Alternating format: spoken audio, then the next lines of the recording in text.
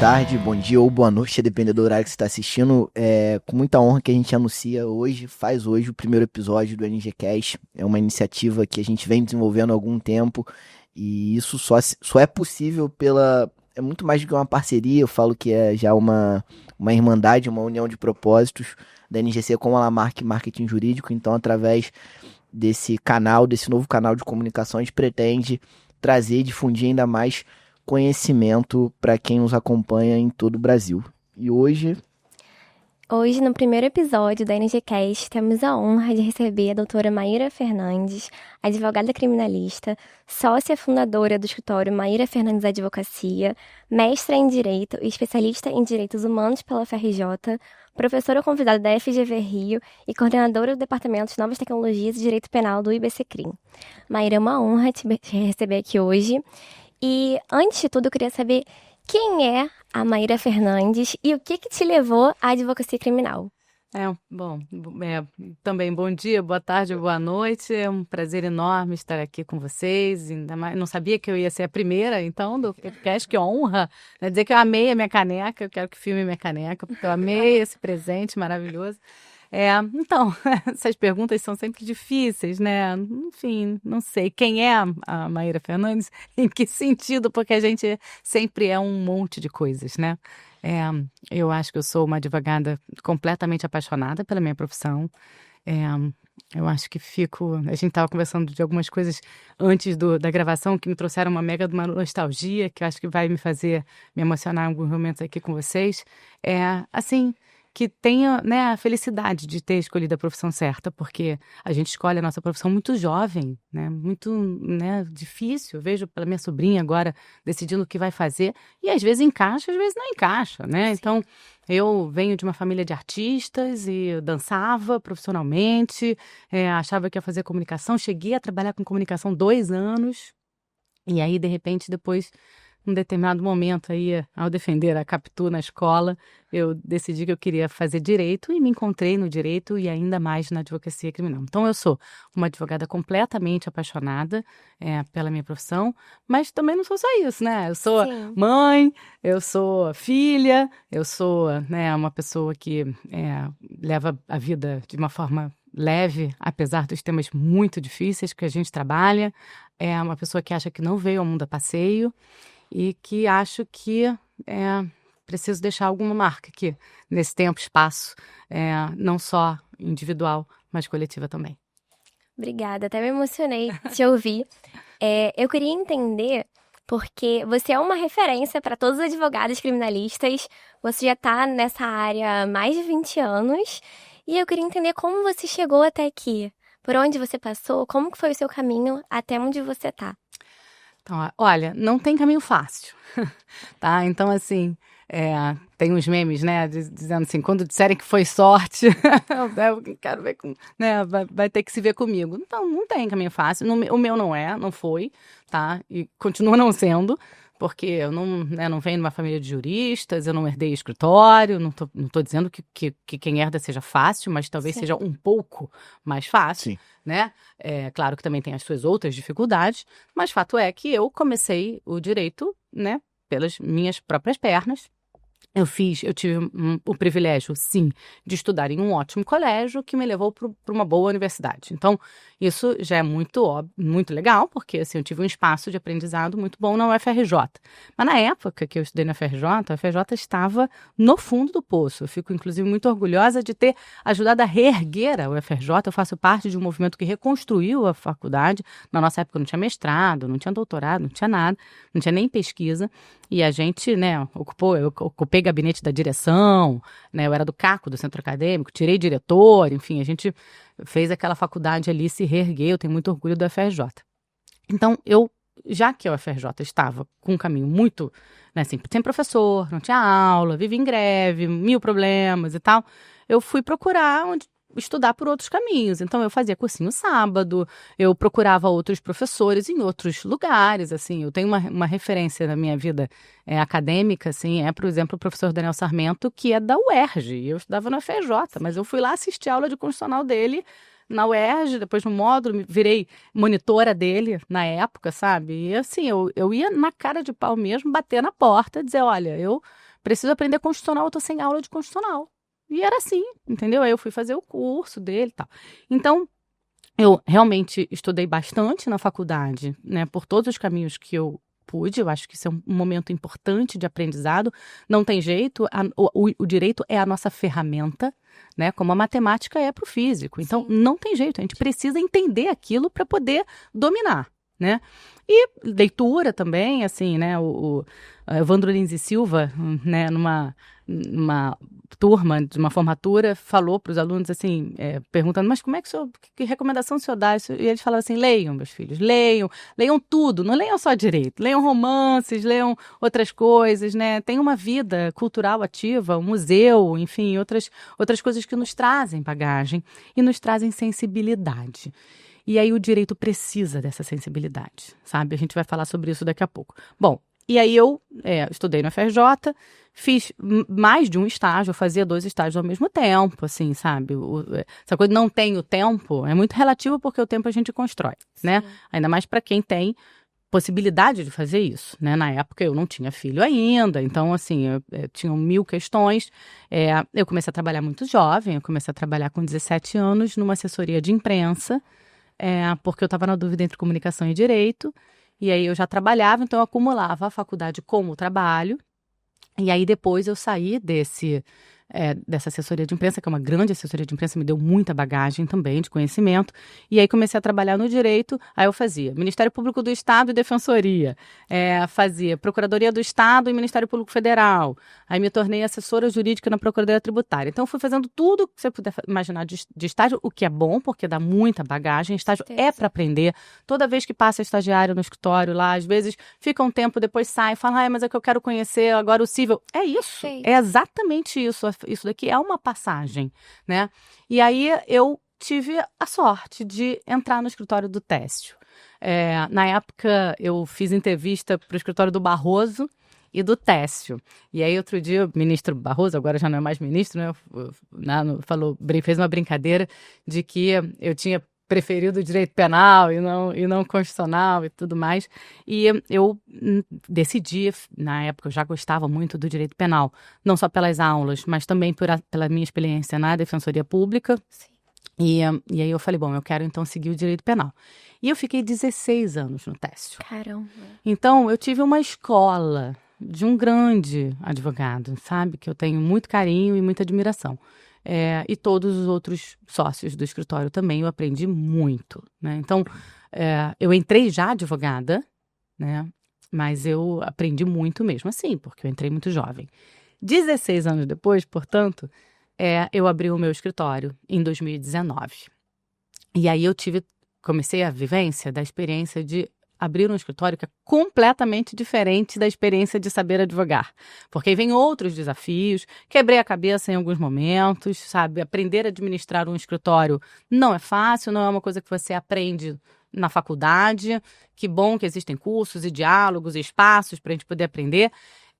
Eu hoje já tenho uma estrutura de escritório muito organizada, inclusive administrativamente, sabe? Uma gestora financeira excelente, enfim, tudo que me ajuda a fazer aquele escritório funcionar. E hoje eu estou com uma estrutura de escritório que muito me orgulha. Mas foi um caminho, né? Bem, bem longo por isso. E outras experiências profissionais foram aparecendo no meio do caminho disso. Então, eu já trabalhava no escritório do Técio quando... em 2007, eu entrei como representante da OAB no Conselho Penitenciário. Aí eu fiquei 4 anos como representante da OAB e 4 anos como presidente do Conselho Penitenciário. Foi um motivo de muita satisfação para mim, porque a escolha do presidente não era uma escolha do Conselho, né? Em tese, era uma escolha do secretário de administração penitenciária.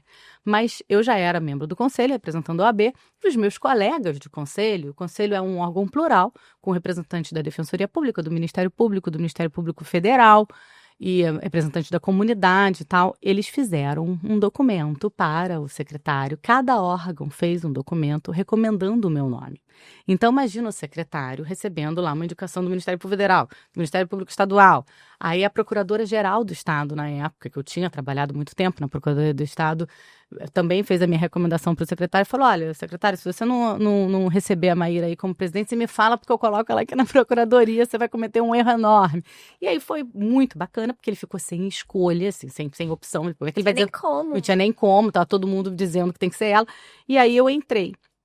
E aí eu entrei muito nova ainda, eu não tinha nem 30 anos, eu tinha 29 anos para assumir a presidência do Conselho Penitenciário.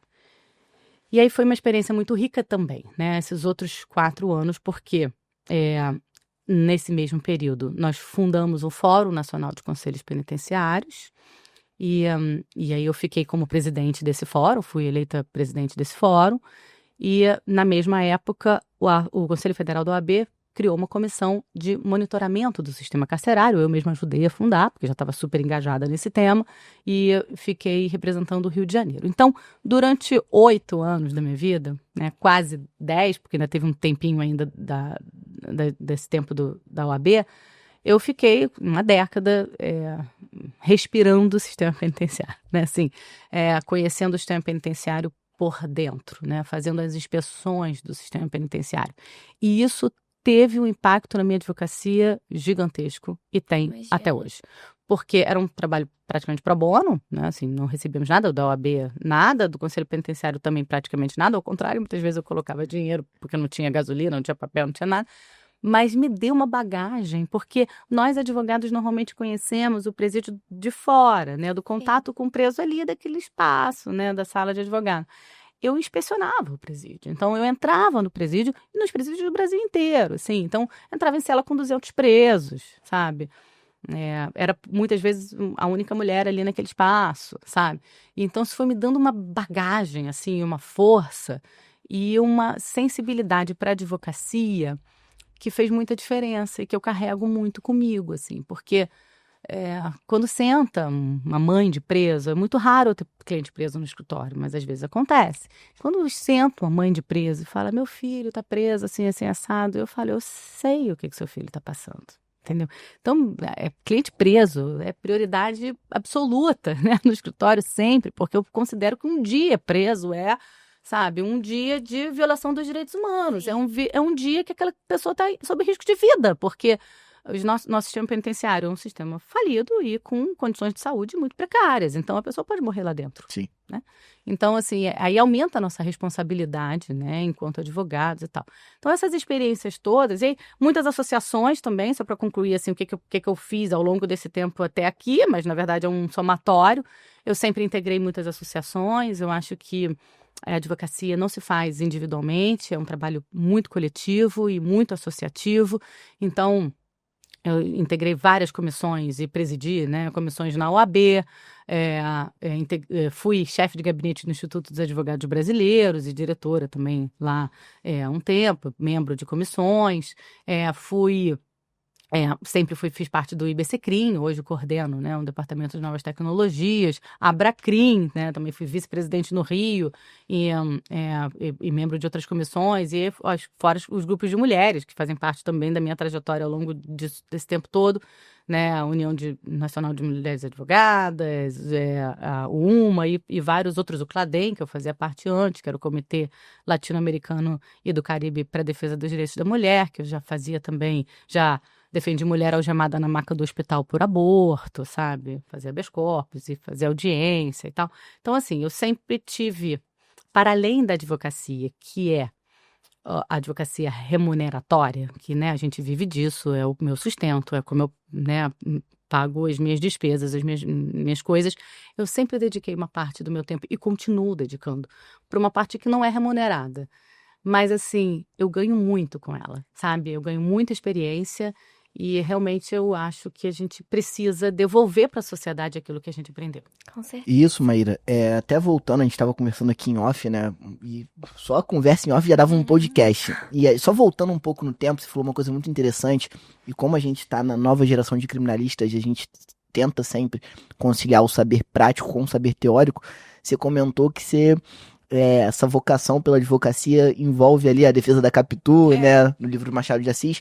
E eu acho isso interessante, queria que você falasse um pouco, porque hoje em dia isso tem tudo a ver com a questão da sensibilidade humana, da reflexão, de ler os clássicos. Hoje parece que a jovem advocacia preza muito pela parte prática, pelo empreendedorismo, pela necessidade de captar, de gerir o próprio escritório. E você falou dessa fala clássica, o Cacai também já falou sobre ler os clássicos. Então, se você falasse um pouco sobre a importância da leitura, não só da leitura da dogmática, mas da leitura dos clássicos para criar essa sensibilidade. Você acha que falta isso hoje um pouco na modernidade, sobretudo na jovem advocacia? Eu acho. Vamos lá. Na verdade, também não é só culpa da jovem advocacia, é culpa do tempo hoje, né? Eu, de fato, hoje leio menos do que lia antigamente, sabe? Porque isso é um problema que todo ano eu falo, esse ano eu preciso ler mais, né, do que li ano passado. Ler os livros não do direito. Porque antigamente a gente lia muito mais. Hoje em dia, com a internet, com a velocidade da informação, com essa falta de tempo, as pessoas têm lido menos. Só que acontece que a leitura é a ferramenta, sabe? A gente escreve melhor quando a gente lê mais. Sim. Fato, todo mundo faz o teste, sabe? Assim, fica um tempo sem ler nada. A escrita vai enferrujar.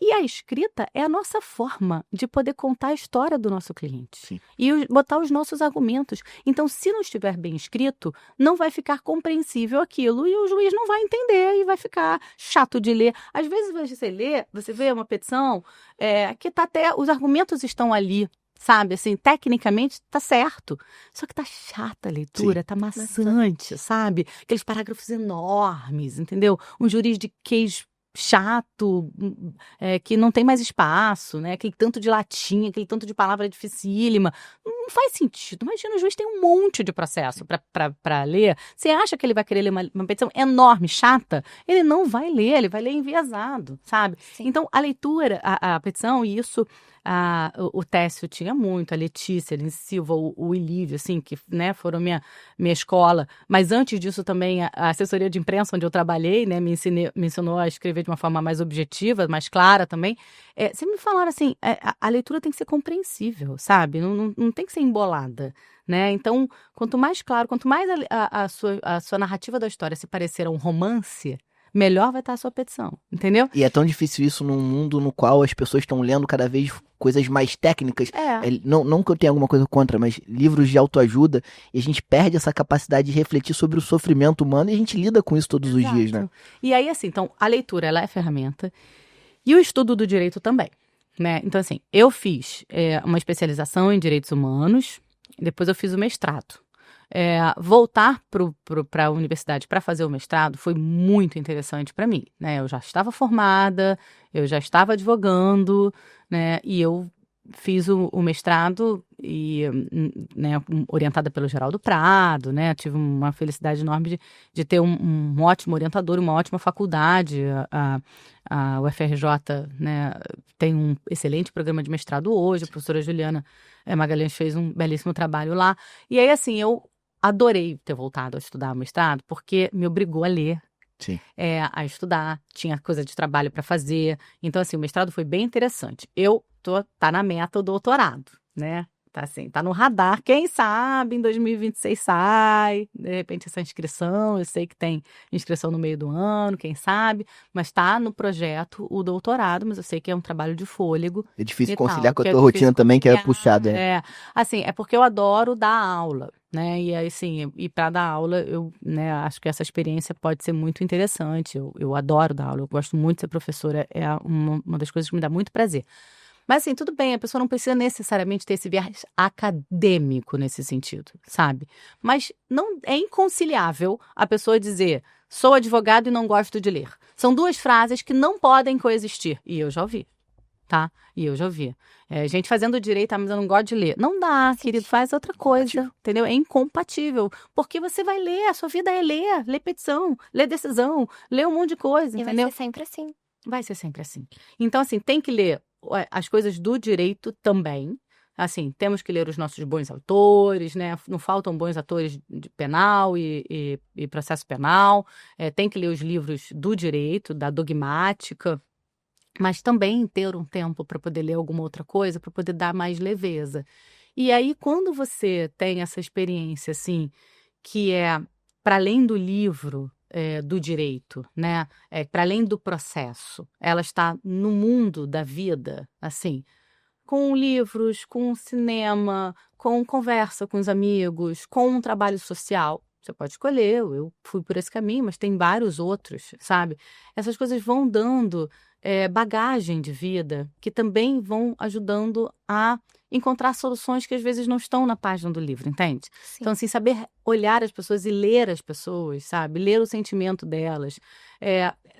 Assim, eu cada vez mais tenho procurado até ler alguma coisa de psicologia, sabe? Assim, porque a gente usa no nosso direito muito, né? Tem tudo a ver. Assim, eu tenho, né? Outro dia mesmo eu estava estudando sobre as falsas memórias e Sim. tal, assim. Então, eu puxa, eu fiquei com vontade de tentar fazer. Será que eu consigo encaixar aqui um curso de alguma coisa sobre psicologia, que eu possa me agregar? Porque, assim, a gente vai passar a vida inteira, né, ah, aprendendo, né? Porque a gente acaba ficando um tempo muito grande da nossa vida trabalhando. As pessoas estão vivendo mais, então estão trabalhando mais também, né? Sim. E a gente passa a maior parte do nosso dia trabalhando.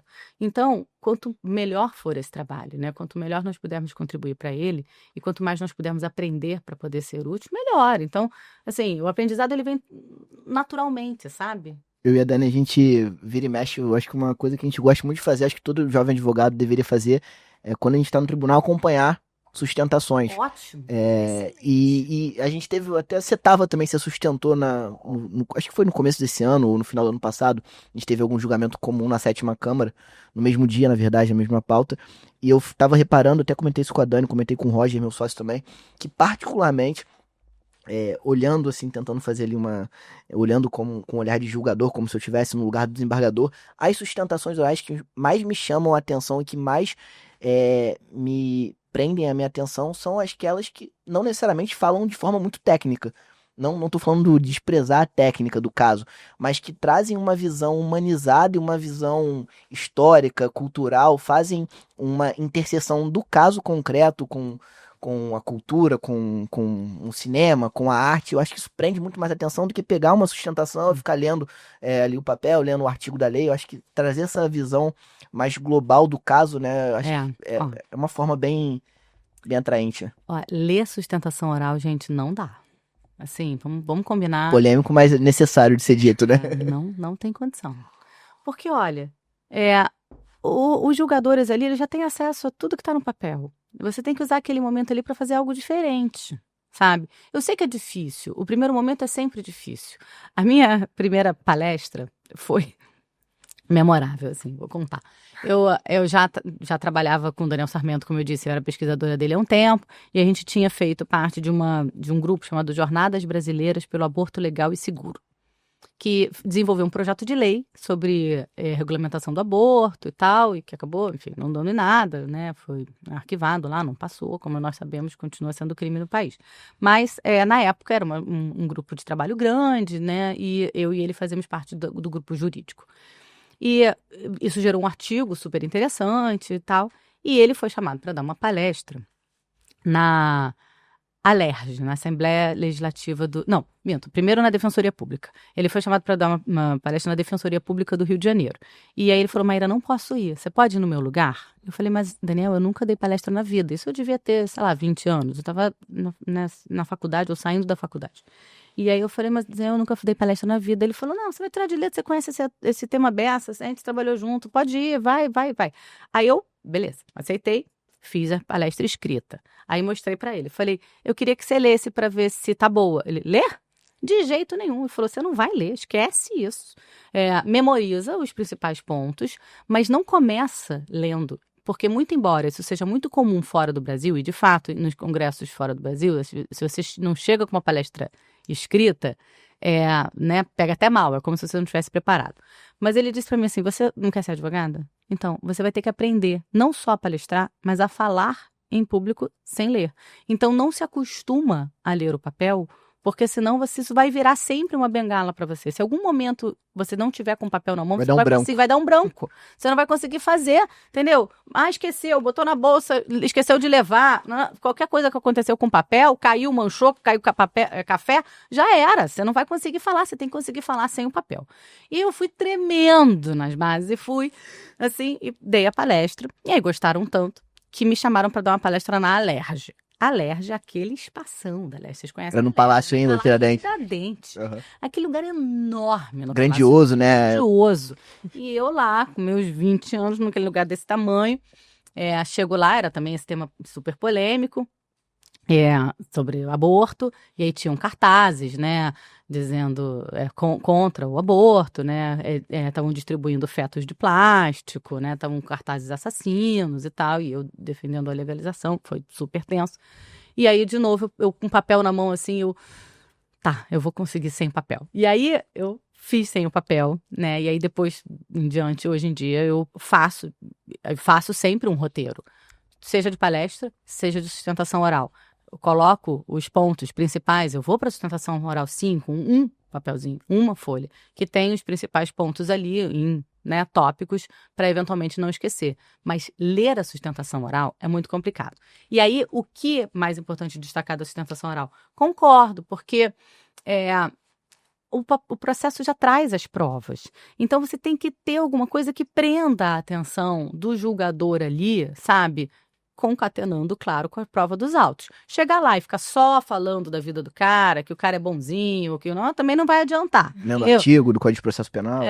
Assim, não vai. Mas assim, você tem que juntar as duas coisas e tentar fazer algo que marque, o que suscite uma dúvida, que pelo menos abra um pedido de vista, né? Eu fiz uma sustentação oral uma vez, num processo no STJ, e eu estava até grávida do meu filho, e foi assim, eu, né, fui bem veemente, eu não grito, não é meu estilo, mas assim, eu fui bem veemente nos pontos que eu achava que eram, assim, que a informação estava errada, assim, eles estavam partindo do pressuposto errado, né, então você tem que escolher as palavras para poder falar, óbvio, você não pode sair acusando ninguém, mas tinha um pressuposto que a sentença estava levando em consideração que estava equivocado, né, e aí eu tentei esclarecer isso lá. E aí consegui um pedido de vista, assim. E aí depois o ministro mudou o voto, né? Fez um voto divergente e um outro ministro mudou o voto e a gente conseguiu ganhar. E aí, quando o ministro pediu vista, ele falou, não, porque me chamou muita atenção na sustentação, ponto tal. E aí, quando o outro mudou o voto e voltou atrás, ele falou, não, eu acompanho o ministro que fez voto divergente, e eu me lembro bem da sustentação oral, porque aí volta num outro julgamento, né? Me lembro bem que a doutora advogada chamou atenção na sustentação oral, tal. Então, a sustentação oral, ela pode ser um momento precioso para você chamar a atenção dos julgadores, porque os processos são enormes, eles não têm tempo de ler tudo tão bem, sabe? Lê, não estou dizendo que não leiam, mas assim, lê na correria, entendeu? Então, de repente, você chama atenção, ele vai olhar e tá falando, é verdade. Aqui, ó, tá errado isso, o pressuposto aqui tá errado, essa informação é importante. Então, você tem que chamar a atenção. A sustentação oral não pode ser uma mera repetição das suas razões, entendeu? Dos seus argumentos principais ali, técnicos. Tem que ter um tchan que chame a atenção. É essa a graça da sustentação oral. Eu fico muito surpresa com um advogado que não faz sustentação oral, podendo fazer sustentação oral. Tá? E aí fica aqui a dica também para a jovem advocacia, porque eu sei que é difícil, mas hoje em dia, com a virtualização, talvez não consigo ir para Brasília, é caro, meu cliente não tem como pagar. Tudo bem, mas faz pelo menos a virtual, entendeu? Assim, eu entendo se não puder ir a Brasília ou ir a um tribunal fora do seu estado, mas pelo menos o virtual é melhor do que nada. Faz muita diferença. Faz muita diferença, sabe? Eu já tive em processos junto com um colega de falar, então, a audiência marcada e tal, como é que vai ser? Você vai fazer a sustentação? Vamos tentar, né, os argumentos jurídicos eram muito semelhantes, né, dos corréus, muito. E aí eu pensei, bom, como o tempo é curto, vamos ver, né, quem fala o quê, para poder dividir o tempo. Sim. Não, doutor, eu não vou, não. Falei, como assim não vai? Aí ele falou, não vou, não, eu não tinha me programado para isso. Então, assim, não dá, sabe, assim, sustentação oral é coisa séria. Não dá para fazer do carro. Não dá para fazer por inteligência artificial. É bom dizer, né? Porque hoje em dia não dá para fazer do carro, não dá para fazer por inteligência artificial, não dá para fazer de qualquer jeito, não dá para fazer de pijama. É coisa séria. Botar a beca ali naquele momento, assim, é um palco, sabe? Assim, é teatral, entendeu? E sem querer fulanizar, né? Assim, você tá aqui passando tua experiência de anos, eu e a Dani, a gente representa aqui como representante da jovem advocacia. Um erro pra gente hoje, claro, a gente vai errar, eu acho que isso faz parte, a gente vai aprender com isso. Mas a gente tá num momento crucial da carreira de construção de autoridade, então, assim, é realmente levar muito a sério, né, tudo que a gente tá fazendo. Você falou, não vou fazer uma sustentação do carro, não vou ler, porque é aquilo, né? A gente pode hoje ou construir a imagem daquilo que a gente quer ser, ou acabar destruindo de vez, né? Porque aquela primeira impressão talvez que fique A impressão é que permanentemente, né? E assim, você pode até não conseguir o êxito para o seu cliente, e faz parte, né? Mas precisa ser respeitado no seu trabalho ali, sabe? Sim. Então, um advogado que faz de qualquer jeito, que faz do carro, que sabe, que não se programa, que não vai ser respeitado na sua profissão. Sim. E a gente precisa ser respeitado, né? A advocacia já é muito, né, desprestigiada, digamos assim. Eu entendo que a sustentação oral ela é importante em todas as áreas da advocacia, mas sobretudo na advocacia criminal, porque a gente lida com a vida, com a liberdade da pessoa. Então eu fico muito preocupada quando eu vejo um colega que fala, não vou despachar memoriais, eu não vou sustentar. Me causa um espanto, realmente, que eu fico, nossa, você não se preocupa, porque é a vida da pessoa. Olha, memoriais, foi bom você ter falado de memoriais também, porque tem gente que não sabe nem o que são os memoriais. Então, vamos Como falar é que é o pra que jovem são advocacia, pode memoriais. o beabá mesmo. Porque olha só, né, o que são os memoriais? Os memoriais são um resuminho do caso, né, em 1 ou 2 folhas. Gente, memoriais de 15 páginas não adianta. 1 ou 2, sabe, uma coisa bem sucinta, para você chamar atenção para os pontos principais da sua defesa, para você poder ir lá antes do julgamento, despachar nos gabinetes dos desembargadores, por exemplo, os memoriais com os principais pontos, e aí depois você vai lá e sustenta oralmente aqueles mesmos pontos.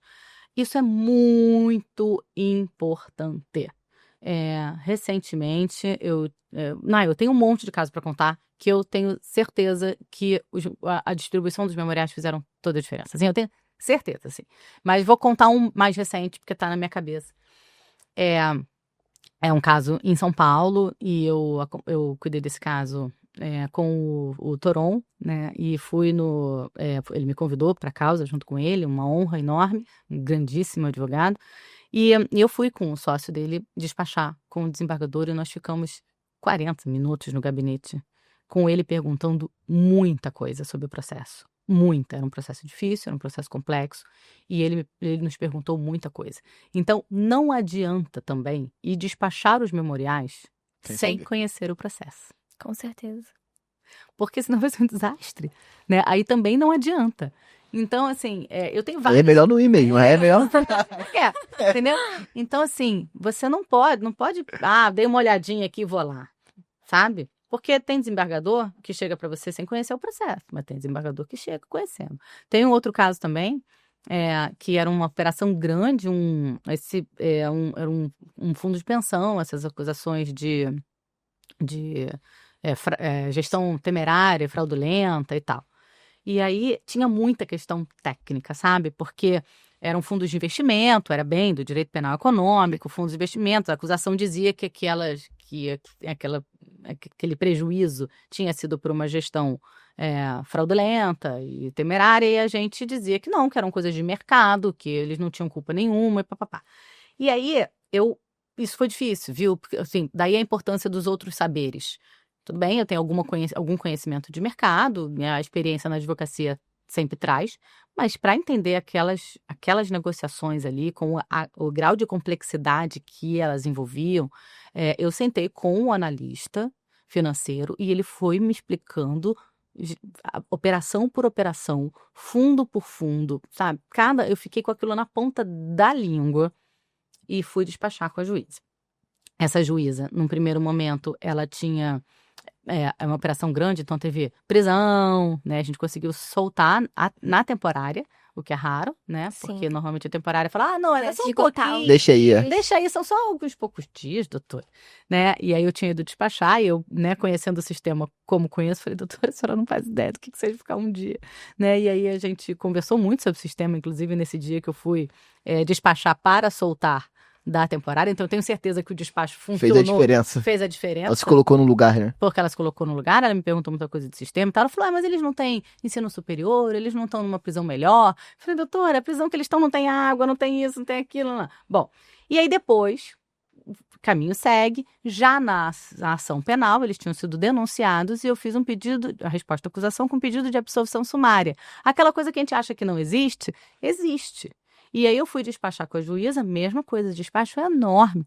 Ela me perguntou fundo por fundo, né, o porquê daquelas questões, o porquê daqueles valores, que não é propriamente um argumento de absolvição sumária. É muito mais do mérito do processo. Sim. Então, se eu fosse só, não, mas o argumento aqui da absolvição sumária é a questão da tipicidade, não sei o quê, porque isso daqui não pode ser fraudulenta e temerária, né? Tem mais duas questões, assim, eu ia ter ido lá incompleta, ela ia me fazer uma pergunta, eu ia ficar com uma cara de boba, e ela queria entender o caso como um todo, os fundamentos que ela usou para a absolvição sumária, de fato, não eram esses argumentos de mérito, mas ela, já que a advogada está aqui, vou perguntar também desse processo.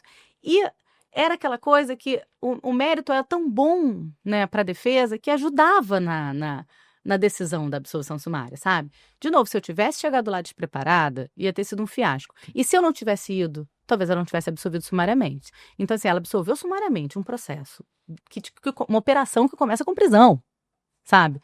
Absolvendo sumariamente, depois que ela entendeu, né, os argumentos. Gente, essas pessoas, assim, isso é importante que se diga, porque as pessoas dizem assim, porque o judiciário é corrupto, e aí só ganha quem dá dinheiro, ou quem é filho de fulano ou de Beltrano, ou quem tem... Gente, eu não conhecia nenhum desses jogadores, tá? Eu não conhecia essa juíza, eu não conhecia esse outro desembargador, eu nunca tinha estado com eles. Às vezes eu advogo fora do estado do Rio de Janeiro, às vezes eu nunca pisei naquele tribunal na vida, sabe? É técnica com preparo, porque o preparo vem desse conhecimento do processo. Você tem que conhecer os autos. As pessoas não conhecem mais hoje em dia o processo, entendeu? Sim. Então, assim, é conhecer o processo, é se preparar para aquele despacho e ir lá fazer o trabalho braçal. Eu fiquei, de fato, esperando quanto tempo para poder ser atendida? Algumas horas? Talvez. Entendeu? Às vezes marca para atender 1h da tarde, vai atender 3. Ok, faz parte, é da vida, entendeu? Faz parte da sua profissão. Mas é isso que vai fazer diferença para o seu cliente. Então, despachar memoriais, que são esses resumos, que é a sua oportunidade de explicar o caso assim, tete a tete. Concorda que é muito mais fácil? Com certeza. Com questões que são muito complexas, a pessoa vai lá e pergunta, e você tem a oportunidade de desfazer mal-entendidos. Porque, às vezes, o juiz está com uma coisa que o Ministério Público colocou que não é verdadeira, que tem a prova do contrário nos autos. Não, mas ele não estava lá nesse horário assim assado. Tem prova, tem câmera, tem não sei o quê, tem a testemunha, e você tem a oportunidade de falar. A oralidade torna o processo penal tão mais próximo, né, e eu já vi isso acontecer muitas vezes, sobretudo quando eu estagiei num gabinete, numa vara criminal, e por vezes quando a instrução era finalizada e o juiz abria para alegações finais orais, grande parte dos advogados se pegavam surpresos porque não estavam acostumados com a oralidade. É difícil romper com essa cultura, né, de escrever sempre tudo no papel, copia e cola, porque realmente, com a oralidade a gente tem chance de ter uma análise muito mais próxima e muito mais calma daquilo, né, da matéria que a gente está tratando. Com certeza. Olha, eu já vi essa coisa de memoriais, assim, realmente, eu poderia fazer uma conversa só sobre experiências de despachar de memoriais. Assim, eu já... vou contar um que é muito bom assim, também. Teve um rapaz que foi, imagina, ele foi condenado a 12 anos de prisão por vender mel com própolis. Eu conto essa história, inclusive num livrinho sobre que a Bracrim fez, sobre casos da advocacia criminal e tal. Não era o de mulheres, não, era um outro de casos da advocacia criminal. Minha avó tá em perigo. Mel com própolis é a receita básica lá em Minas. Todo mundo, pois é. O rapaz, coitado, tinha sido preso por vender mel com própolis, porque um concorrente denunciou, dizendo que não tinha registro na Anvisa e que era medicamento. É pena altíssima, né? 273B. 273B, exato. A STF julgou depois inconstitucional o preceito secundário, né? Exatamente. Pena, uma das mais altas penas do Código Penal, porque é vender medicamento sem registro, né? Tem o vender medicamento falso e tem vender medicamento sem registro, é uma pena altíssima. Então, ele tinha sido condenado lá a 12 anos de prisão e o Ministério Público tinha um parecer, acreditem se puderem, que dizia que, muito embora o mel com própolis não fosse propriamente um medicamento, ele podia causar danos à saúde. Impressionante. Então, que era considerado um medicamento fitoterápico, e aí se baseou nisso. Essa é musculatura, uma ginástica jurídica para sustentar uma condenação que não tem dano, lesão nenhuma. Era um produtor, assim, pequeno, apicultor, uma pequena produção, e, enfim. Iria acabar com a vida dele. Ia acabar com a vida dele, 2 anos de prisão. Bom, e aí eu fui ver que, na verdade, o mel com própolis, ele não precisa ter registro na Anvisa, ele precisa ter registro no negócio de agropecuária, porque ele é considerado alimento e não medicamento, né? E aí tem toda uma normativa, e de novo, esse daí você é o trabalho, formiguinha, de você pesquisar, né, de você procurar, e aí qual é a resolução que rege, isso não estava escrito em lugar nenhum, né? Onde é que está escrito isso? Assim, aí a gente foi para tá escrito sim, numa resolução, não sei o que, não. Bom, pois bem, fizemos toda a nossa fundamentação com base nisso, e eu fui lá despachar. O que eu levei para despachar? Passei na farmácia e comprei um monte de mel com própolis. Mel com própolis. Todos diziam Queria ser preso em flagrante, né? Todos com registro no negócio de alimento. Entendeu? Então eu fui mostrar para despachar com de diferentes marcas. De diferentes marcas. Falei, olha, tá aqui, ó. São todos alimentos. O sujeito foi absolvido por unanimidade. Graças a Deus. Né? Então, assim, o despacho, gente. E se você não faz isso, né? Imagina a história que isso poderia, o rumo que poderia ter tomado, né? Sim. De não fazer um básico, de mostrar o óbvio. Exato. Por quê? Porque acaba que esses pareceres, eles acabam tendo um caráter de superprova, sabe? Sim. Um laudo do Ministério Público, do setor de perícia do Ministério Público, tal e tal. Completamente parcial, né? Ele acaba tendo um valor de superprova. E aí acaba, assim, convencendo, e aí ainda que o bom senso diga, mas pô, mel com própolis, eu sempre usei mel com própolis. Se tá lá um parecer, é o que o sujeito usa para condenar, sabe? Então, assim, são muitos os casos, assim, memoriais são muito importantes. Eu já despachei memoriais que depois o ministro fez o voto divergente era praticamente a cópia do meu memorial, porque o meu memorial estava super detalhado, assim, objetivamente, sabe? Assim, com os principais pontos, e era, assim, deu uma mexidinha de nada, mas os pontos estavam todos ali, e que eu tenho certeza de que fez diferença, sabe? A mudança de entendimento. Teve uma vez que essa coisa do despacho, eu despacho com todo mundo, e aí com isso eu vou... tô preocupada de estar falando demais. Eu despacho com todo mundo, eu despacho com o Ministério Público, eu despacho com o juiz, eu despacho com o desembargador, eu despacho com o ministro. Só não despacho com quem não me recebe. Mas se a pessoa me receber, eu vou lá despachar. Óbvio que não é para despachar bobagem também, né? Seja útil. Eu não vou pedir despachar uma coisa que seja boba, mas as coisas mais fundamentais. E aí teve um processo, que eu sempre gosto de contar essa história também, que as pessoas falam, não adianta despachar com o Ministério Público. E aí, esse era um processo, uma operação grande também. O meu cliente estava com mandado de prisão expedido contra ele. Todos os outros tinham sido presos e o meu cliente não tinha sido preso porque ele não estava em casa no momento da prisão. Ele estava viajando. E aí, portanto, estava lá com esse mandado de prisão na rua e ia ser preso. E eu fui lá despachar com a promotora, eu entro na sala dela, ela está sentada e ela fala, doutora, eu conheço esse processo, eu conheço essa operação. Eu trabalho nessas operações interligadas há muitos anos. Conheço esse processo de trás para frente para trás, eu vi a sua petição, eu não vou me manifestar pela soltura do seu cliente. Não adianta nem falar. Aí eu fui recebida assim, em bom dia. Aí eu falei, então, doutora, boa tarde, tudo bem? Será que a senhora me dá 5 minutos? Eu posso sentar? Ela, meio contrariada, sentei. Falei, então, a senhora usou como fundamento da prisão esse fundamento. Esses fundamentos se aplicam aos outros correios, de fato, mas não se aplicam ao meu cliente.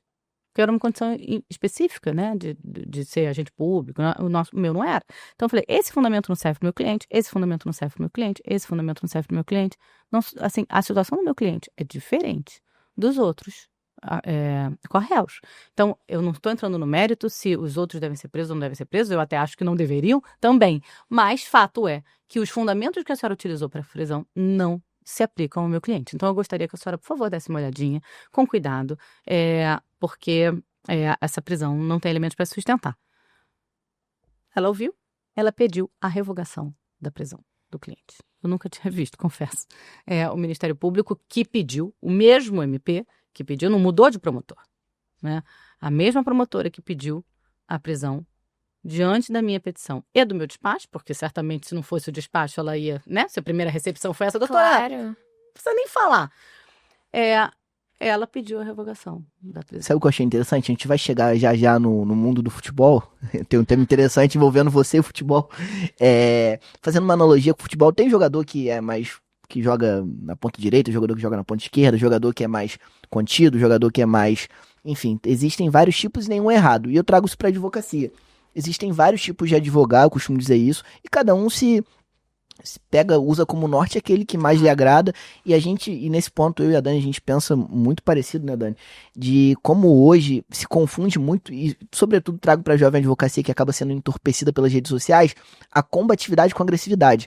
Eu duvido muito, e faço esse desafio, que se você tivesse nessa hora, não ter sido subserviente, mas respondido com agressividade e naquele afã de se impor, eu duvido que ela teria se manifestado desse jeito. Então, assim, como é que você sempre foi seu essa linha mais contida, e isso não se confunde com aceitar a injustiça, mas de ser combativa com a técnica, como é que você enxerga isso? Porque realmente é a linha que eu me identifico, a Dani também tem certeza.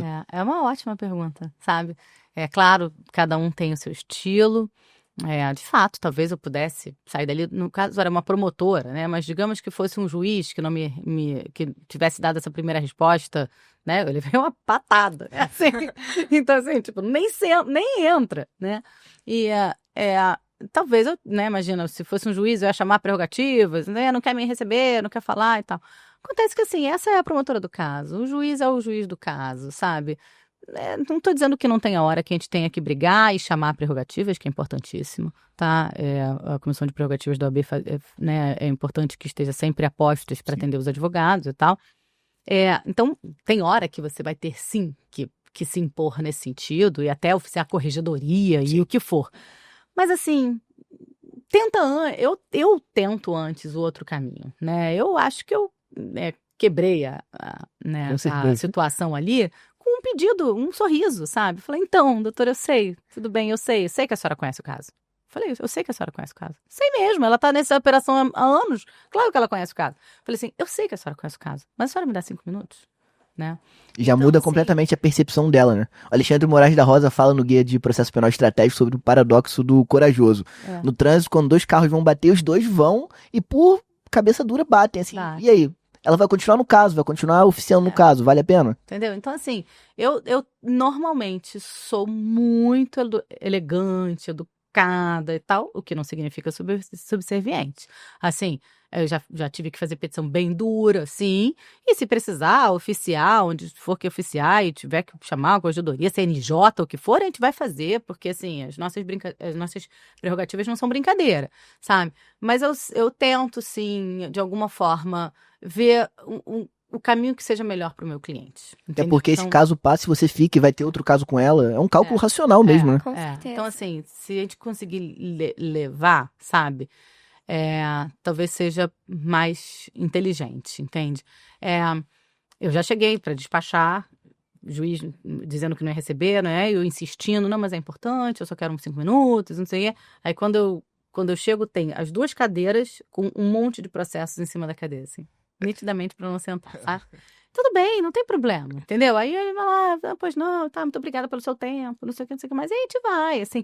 Normalmente eu tento ir levando, o que não significa que eu não precise ser veemente quando tem que ser, sabe? Mas eu normalmente tento ir levando. E assim, tem dessas histórias de juiz duro, tem uma história até muito interessante, pra vocês verem como é que às vezes água mole em pedra dura, né? Eu, quando presidente do Conselho Penitenciário, eu fiz um estudo sobre mulheres encarceradas, que a gente estava falando, né, agora há pouco, sobre maternidade na prisão, mulheres em situação de maternidade, grávidas e puérperas.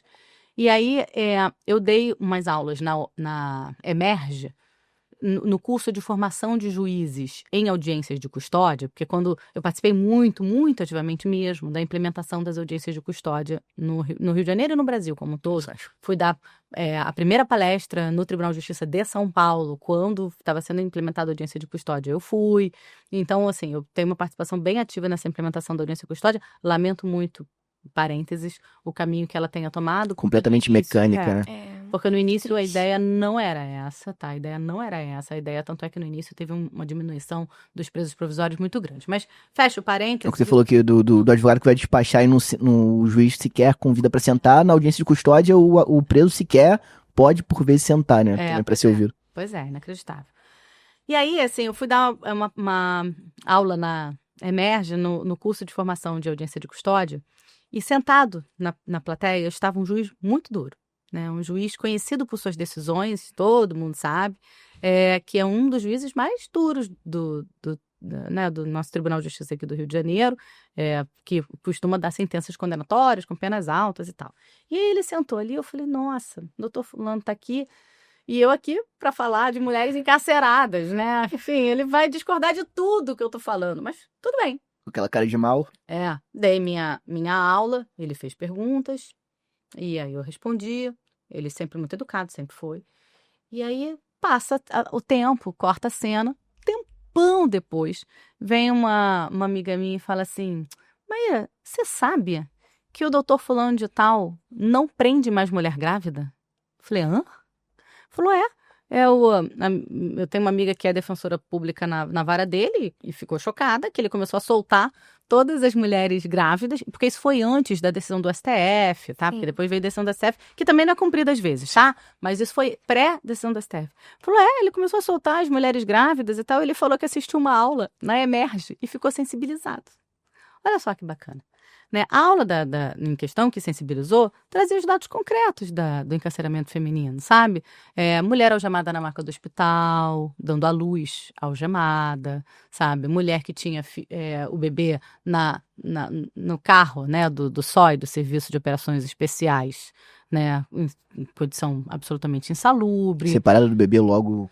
Separada do bebê logo depois que nasce, sabe? Mulher solitária lá, grávida, sabe, sem nenhuma assistência, os dados concretos, as entrevistas das mulheres, e eu tinha nome, sobrenome e dado ali estatístico, então ele viu o que significa manter uma mãe presa, e segundo todos os tratados internacionais de direitos humanos que o Brasil é signatário, regras de Bangkok, tudo isso é uma violação dos direitos humanos gigantesca, né?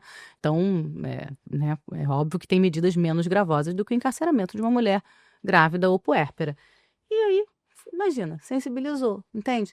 Então, assim, eu não duvido dessa nossa, né, possibilidade de argumentar e levar o nosso conhecimento, o nosso direito. Eu acho que tem uma parte que é, obviamente, técnica, elas precisam coexistir. Não adianta, você pode ter uma petição super bem escrita e ter um ótimo despacho, se você não tiver a técnica do direito, não dá para fazer milagre. Sim. Né? E você precisa ter as saídas jurídicas, você só tem as saídas jurídicas para aquele caso se você tiver a técnica do direito. Isso daqui está prescrito. Isso daqui não é típico. Isso daqui, né, não pode, tem decisão do STF ou do STJ que entende que esse concurso aqui, assim assado, não é possível. Então, a técnica você precisa ter para você poder desenvolver a tese. E aí, se você complementa essa tese com essa outra, né, essa sensibilidade e essa atuação que é braçal mesmo, sabe? Assim, dá trabalho, né? Aí eu acho que as chances de sucesso aumentam, né? Eu costumo dizer lá no escritório que nós só temos compromisso com a vitória. E uma frase que o Tessi falava. E indo aqui você tá falando, indo do mel com própolis ao crime tributário, ao crime econômico, sua experiência de muito tempo no Conselho Penitenciário, a gente tava falando aqui em off, né? Como que é a diferença, essa dicotomia em trabalhar com o direito penal econômico e o direito penal dito como clássico, né? O direito penal da rua, realidade carcerária, que é um choque para quem às vezes só trabalha com o direito penal econômico pela seletividade do direito penal. Bom, primeiro que a Lava Jato mudou um pouquinho também essa questão, né? Nós tivemos muitos empresários presos por crimes que eram do direito penal econômico, né? E na época eu vi muitos colegas com o desafio de nunca ter entrado no presídio na vida, né, atuando em defesa de clientes presos, né, em operação como a Lava Jato. Então, assim, no meu escritório nós atuamos em todos os tipos de crime, só fazemos criminal. Eu acho que essa expertise ela é muito, né, específica, então eu não consigo conciliar com outras, eu não tenho noção de outras, né, civil, família. Desde quando você abriu seu escritório, você nichou, só fez o criminal, Só né? criminal, né? Porque eu já trabalhava só com criminal, até eu também só fazia criminal, então eu fiquei 16 anos também só fazendo criminal. Mas é claro que eu trabalho com outros parceiros, né, para outras causas. Então, muitas vezes o criminal precisa trabalhar junto com o escritório de administrativo, porque o processo de improbidade administrativa dialoga totalmente com o criminal e não dá para você ter duas versões completamente diferentes para o mesmo fato. Sim. Família, idem, né? Não adianta estar lá na vara de família fazendo a separação, o divórcio, degladiando lá, e aí tem um caso de violência doméstica aqui, e eles não dialogarem. Então, é importante muitas vezes. Agora, assim, eu acho que cada caso é um caso, e eu acho que a gente precisa ter a sensibilidade de entender que mesmo um caso de direito penal econômico, a consequência, se condenado, pode ser a prisão. A gente não pode perder isso de vista, tá?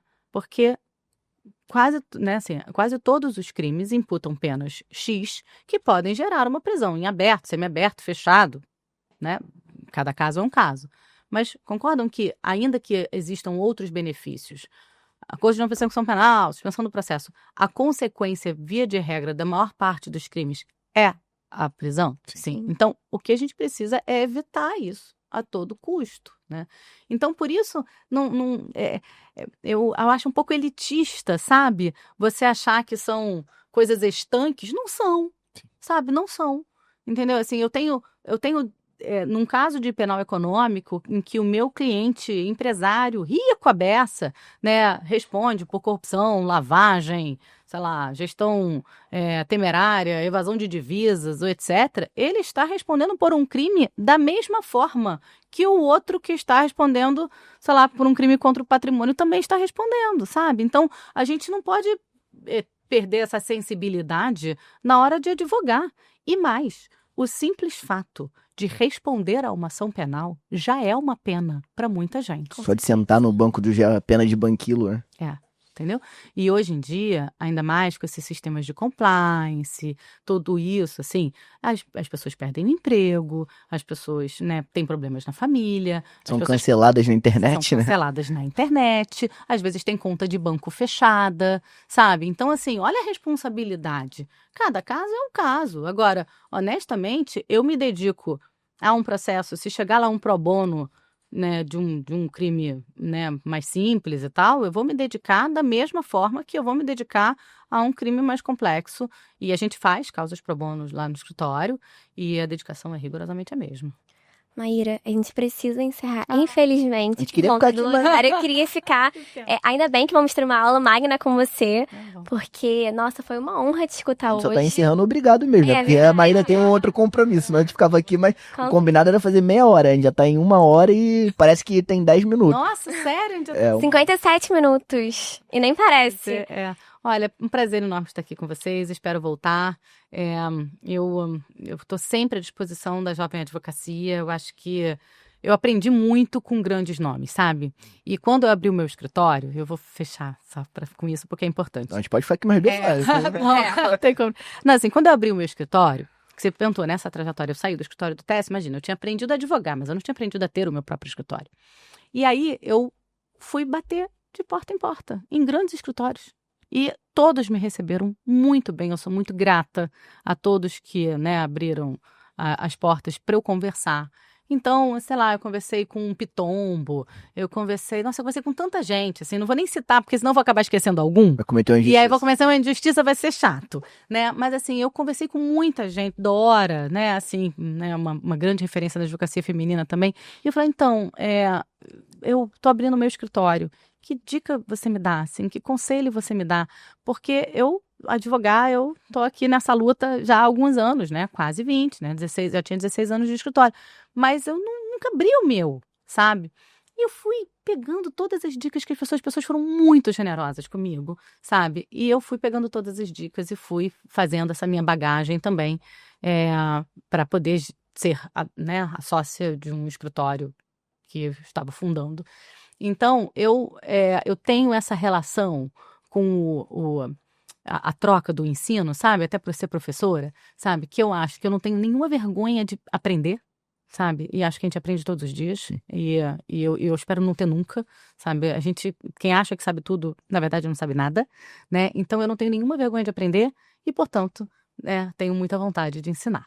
Então eu estou sempre à disposição da Jovem Advocacia para o que eu puder ser útil, dizendo o que deu certo e também o que errei no meio do caminho. A gente ia fazer um episódio só com o que deu errado. Para poder falar isso, eu faria diferente, né? Já posso dizer uma coisa, assim, das coisas que eu aprendi no caminho. Ter uma gestora financeira é fundamental.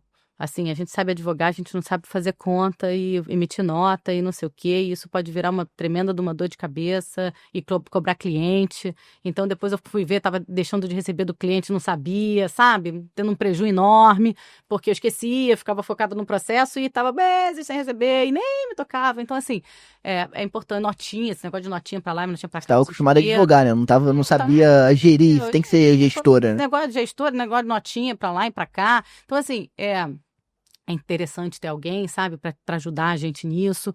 Essa coisa de trabalhar com alguém é super importante também, sabe? O meu escritório cresceu muito quando eu entendi que eu não podia advogar sozinha.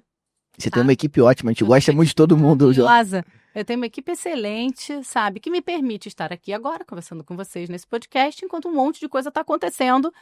Para eu chegar lá no escritório, tem um monte de coisa acontecendo. Eu não preciso, neste momento exato agora, procurar a jurisprudência do STJ, porque alguém está fazendo essa pesquisa e super antenado e tal. Então, assim, trabalhar com alguém é muito interessante. E esse tema, agora o teu compromisso que me perdoe, porque esse tema agora eu não vou encerrar antes de fazer essa pergunta, não. A gente vê muitas pessoas falarem hoje sobre estar no dia a dia, na operação do escritório, e gerir o escritório. Como é que funciona no teu escritório? Você ainda vai à delegacia, você vai a presídio? Como é que é, assim, você é a Maíra gestora, mas você ainda é a Maíra advogada. E aí, como é que você delega?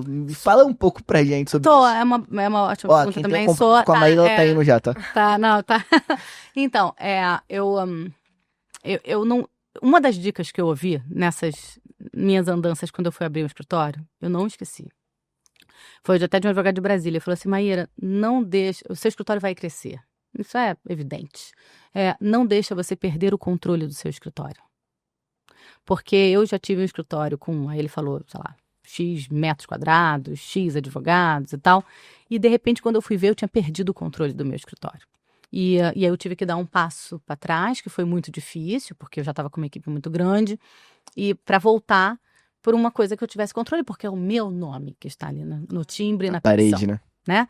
Então, eu guardei esse negócio, sabe? E tenho um escritório, né, que muito me honra, muito orgulha e tal, mas que eu não perdi o controle do escritório, sabe? Então, eu sei tudo o que acontece lá dentro e eu continuo sendo advogada. Então, acabei de contar para vocês, eu despacho com o juiz, eu despacho com o ministro, eu despacho com o promotor, mas eu despacho com o delegado, eu vou na delegacia, eu levo o cliente para prestar depoimento na delegacia, sim, sabe? E eu faço um monte de coisa, claro que às vezes a gente divide, né? Pode ter uma audiência num dia de um caso tal, que eu esteja cuidando mais profundamente e que seja um depoimento mais simples, outro né, membro da equipe possa levar. Eu tenho sócios muito maravilhosos, eu tenho uma equipe de advogados também. Então, assim, toda a equipe é muito bem preparada. Então, claro que a gente se divide.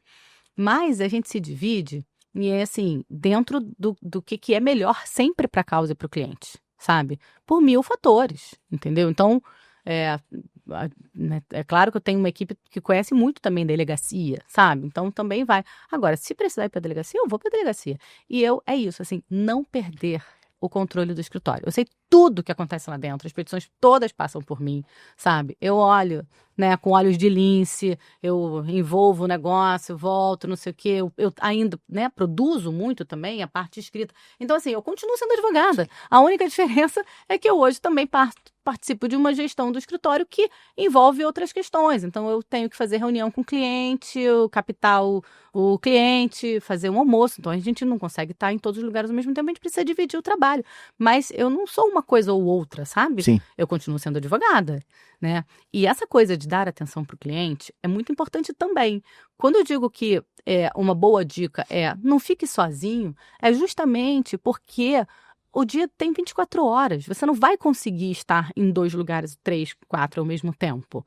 E aí, se você não tem alguém para dividir minimamente, ainda que seja um parceiro que divida a sala, que não necessariamente seja seu sócio, tudo bem, não quer começar uma sociedade, mas divide o espaço, divide os custos, sabe? Que aí divide o aluguel, a luz, e você sabe que se a pessoa está ali do seu lado todos os dias, o dia que apertar, que você tem uma audiência, mas aí também tem outra coisa, aí você vai lá e pede ajuda e divide o trabalho, porque quando a gente começa a não dar conta, o cliente começa a cobrar.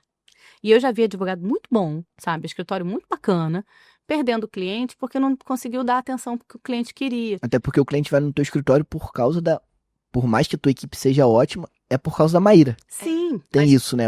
O nome. Sim, mas quando você agrega bem a equipe também, os meus sócios atendem comigo, a resto da equipe também atende comigo, a pessoa também sente segurança vínculo, né? cria um vínculo e, claro, também se sente segura, tá? E isso é natural. Então, ele sabe, por exemplo, que a gente cria um grupo de WhatsApp, etc. Ele sabe que embora tenham 2 grupos lá no escritório, né, assim, de sócios, 2 equipes, digamos assim, todo mundo do escritório sabe tudo.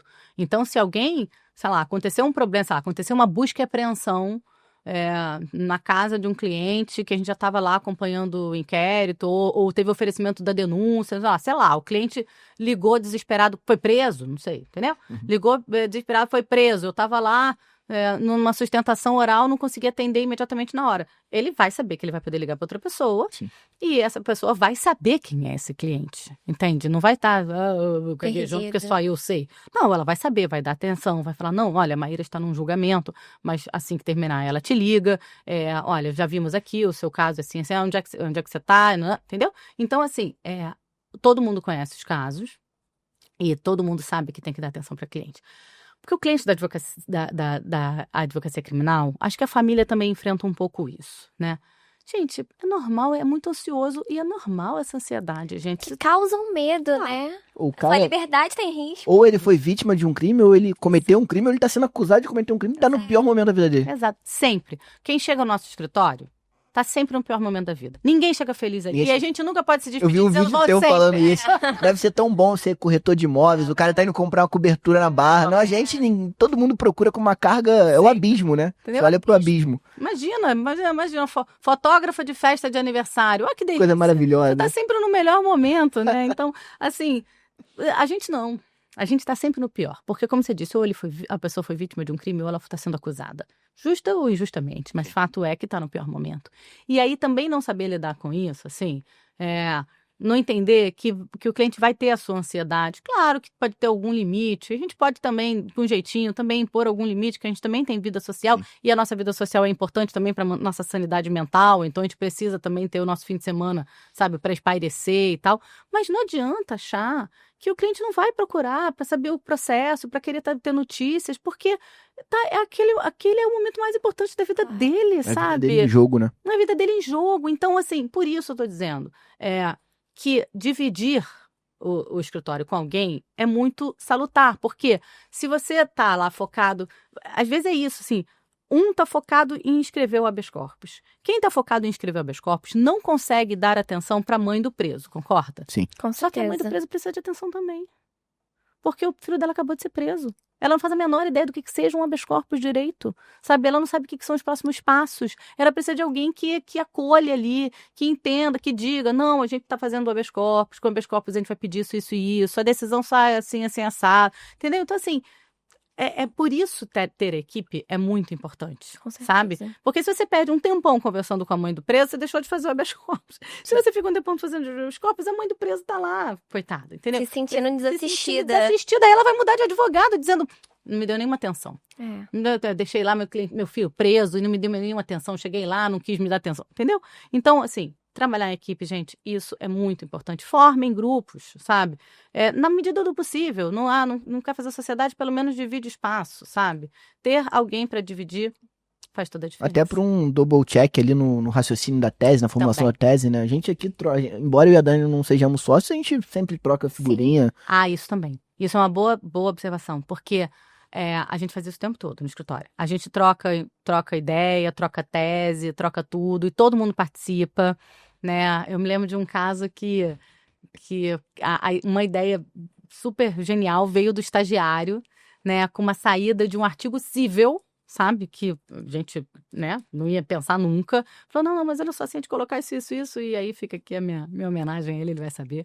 E aí é isso, assim, o estagiário deu uma, assim, lá todo mundo fala o que quiser, Sim. entendeu? Então, é isso, falei, não, faz sentido. A gente deu uma aprofundada naquilo ali E o ambiente com certeza conta, né? Porque você não tem medo de... É aquilo, o cara, o líder, o verdadeiro líder, ele sabe aproveitar, né? Reter o talento, né? Você não tem medo de sombra, de Não. fulano vai ser melhor do que eu. Não, definitivamente não. Acho que tem espaço para todo mundo, né? Todo mundo, assim. Tem espaço para todo mundo. Tem um livro que eu recomendo, e aí com isso fecha. Tem um livro que se chama O Criminalista. É um livro que está, acho que esgotado. Talvez só se encontre em sebo, assim, porque é um livro muito antigo. Eu li jovem, né, no escritório do Técio. E é um livro precioso, porque é um grande advogado, um veterano, assim, um super advogado experiente, conversando com um jovem, né? E aí tem uma frase que ele vira e fala assim, sobre a advocacia criminal. Fala assim, unidos? Nunca vi classe mais desunida, exceto a dos ladrões. E, de fato, a advocacia criminal... ele vira e fala assim, todos se odeiam cordialmente. E aí tem isso, a advocacia criminal, infelizmente... Tem uma coisa das vaidades e né, de um querer afundar o outro e bater o outro, não sei o quê, que não leva a lugar nenhum. Sim. Porque, na verdade, tem espaço para todo mundo. Tem cliente para todo mundo. Tem cliente para todo mundo. E tem pautas que são comuns. Então, quanto mais a gente ficar se degladiando e não se ajudando, mais o sistema vai ficar, sabe, cruel, desumano, um sistema penitenciário falido, um sistema processual penal que não respeita os mais elementares princípios processuais, né? A gente não vai conseguir um processo penal democrático, né? Porque a gente não vai estar forte, unido. Então, se puder ficar aí a minha dica, eu deixo a dica de que essa nova geração seja mais unida e consiga, né, tornar a advocacia mais forte. Muito obrigada, Maíra. Obrigada. Acho que muito da sua advocacia tem a ver com propósito, né? A forma como você fala com brilho nos olhos já diz muito. Então, de verdade, foi uma honra conversar com você aqui hoje. Em nome da NGC, muito obrigada. Obrigada a vocês. Eu faço minhas as palavras da Dani. A gente tem, assim como em todos os eventos da NGC, a gente sempre tenta falar no plano horizontal, como jovens advogados que somos, e para sentar nessa mesa a gente traz pessoas que realmente refletem aquilo que a gente enxerga da advocacia criminal, que tem o brilho no olhar. A Dani falou disso agora, todo tempo eu olho eu tô olhando para você e tô vendo o brilho no teu olhar. A advocacia criminal não é um sacerdócio, a gente precisa pagar conta, a gente gosta de viajar, mas tem muito de vocação e eu acho que isso até é uma boa pauta. Agora realmente a gente não pode segurar mais. Fica pra próxima. Porque toda hora, a cada 10 minutos a gente tenta protelar, mas muito obrigado, tá? Obrigada. As portas estão sempre abertas. Obrigado por aceitar o convite e obrigado por tanta lucidez, discernimento. Te espero aqui muitas vezes para gravar quantos episódios forem necessários. Estaremos juntos, com certeza. Obrigado. Obrigada pelo convite. Obrigada, Maíra.